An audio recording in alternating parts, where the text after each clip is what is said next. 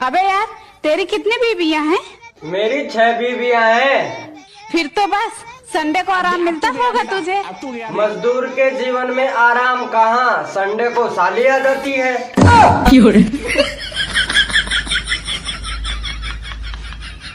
भाभी घूंघट नीचे कर लो, पापा आ रहे।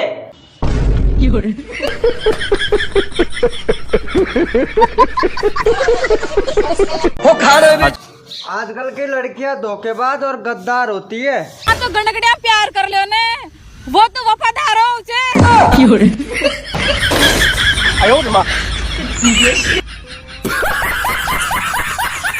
अगर घी सीधी उंगली से ना निकले ना तो उसे टेढ़ी करनी पड़ती है। हर बार उंगली टेढ़ी करने की क्या जरूरत है, घी को गर्म कर लेना।